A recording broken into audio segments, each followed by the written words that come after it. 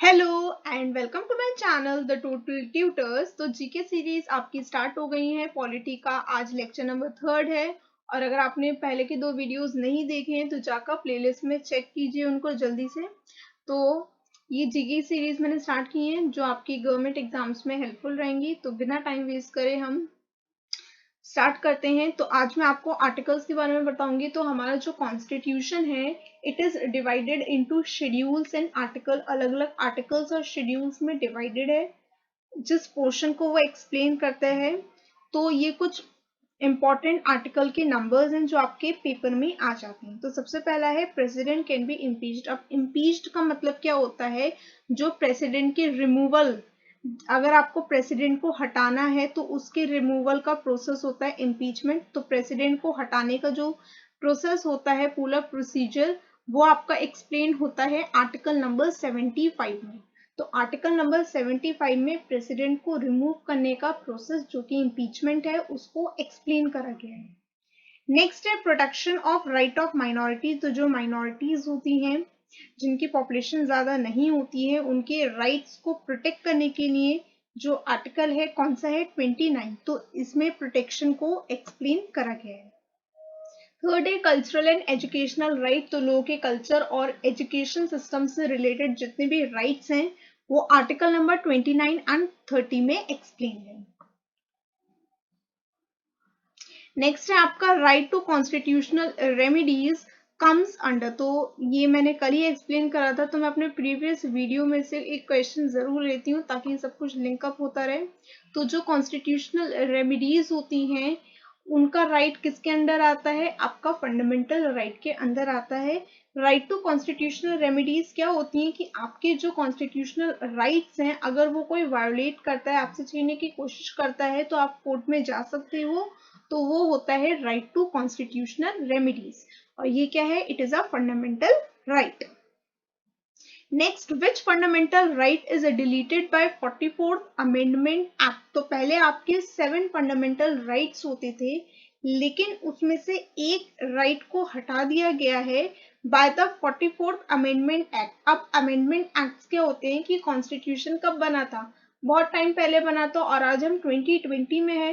तो कॉन्स्टिट्यूशन हमेशा सेम नहीं रहेगा। टाइम टू टाइम जो चेंजेस होते हैं कॉन्स्टिट्यूशन में लाए जाते हैं और वो किसके थ्रू लाए जाते हैं? अमेंडमेंट एक्ट्स के थ्रू लाए जाते हैं। तो अमेंडमेंट एक्ट पास कर कर हम कॉन्स्टिट्यूशन में चेंजेस लाते हैं। तो कौन सा फंडामेंटल राइट हटा दिया गया था? राइट टू प्रॉपर्टी जो था वो हटा दिया गया था बाय 44th अमेंडमेंट एक्ट। तो ऐसे भी क्वेश्चन आ सकता है कि राइट टू प्रॉपर्टी कौन से अमेंडमेंट एक्ट से हटाया गया था? 44th amendment act. अब इसके बारे में कुछ लिखा है। Right to property is made a normal constitutional right under act 300A in part 12 of constitution. तो वो फंडामेंटल राइट से हटा दिया गया था और उसको हमने कैसे कर लिया है? एक नॉर्मल कॉन्स्टिट्यूशनल राइट बन गया है। तो वो फंडामेंटल राइट नहीं है, सिर्फ एक नॉर्मल राइट बन के रह गया है। अब नेक्स्ट है फंडामेंटल राइट। मैंने बताया था कि 7 फंडामेंटल राइट थे। राइट टू प्रॉपर्टी को हटाने के बाद आपकी 6 फंडामेंटल राइट्स रह गए हैं। तो ये राइट्स हैं जो कॉन्स्टिट्यूशन ऑफ इंडिया प्रोवाइड करता है to every citizen of India. तो सबसे पहले है राइट टू इक्वालिटी कि हम जो इंडिया का कॉन्स्टिट्यूशन है किसी भी चीज को फेवर नहीं करता। आपको आपकी लैंग्वेज, आपके रिलीजन, आपके रीजन पर आप कहाँ रहते हो, आप क्या बोलते हो, उसके बेसिस पर आपको जज नहीं किया जाएगा। सब इक्वल हैं। All the citizens of India are equal.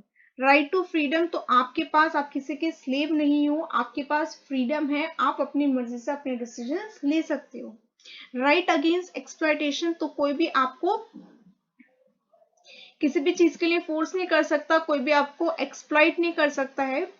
Next है right to freedom of religion, आप कोई सा भी रिलीजन फॉलो कर सकते हो जिसमें आपका फेथ हो।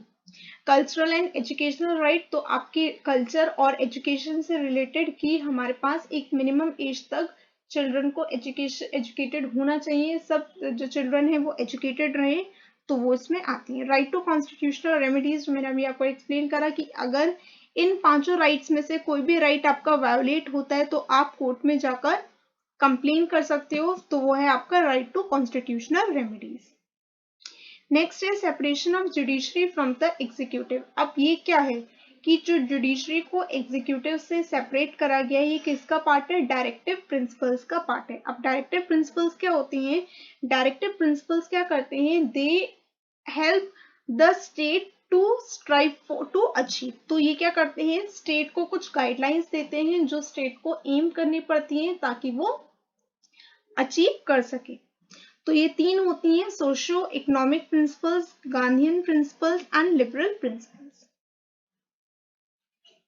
नेक्स्ट है in which part the concept of welfare state is found। तो स्टेट को लेकर, स्टेट के वेलफेयर को रिलेटेड जो कंसेप्ट है किसमें कहा गया है? डायरेक्टिव प्रिंसिपल्स में कहा गया है। तो डायरेक्टिव प्रिंसिपल्स क्या होते हैं? They speak of the aims that the state should strive to achieve. तो ये वो सारे एम्स को बताते हैं जो एक स्टेट को अचीव करने की कोशिश करते रहना चाहिए। तो स्टेट वेलफेयर किस में आता है? डायरेक्टिव प्रिंसिपल्स के अंदर आता है। डायरेक्टिव प्रिंसिपल्स और फंडामेंटल राइट्स अलग अलग होते हैं। तो ये वीडियो यहीं एंड होता है। अगर आपको मेरा वीडियो अच्छा लगता है तो इसे कीजिए लाइक, साथ ही वीडियो को शेयर जरूर कीजिए अपने फ्रेंड्स में जिनको इस पॉलिटी समझ में नहीं आती है। साथ ही मेरे चैनल को कीजिए सब्सक्राइब ताकि पॉलिटी से रिलेटेड और मेरे और सारे वीडियो से रिलेटेड नोटिफिकेशंस आपको मिलते रहें। Thank you.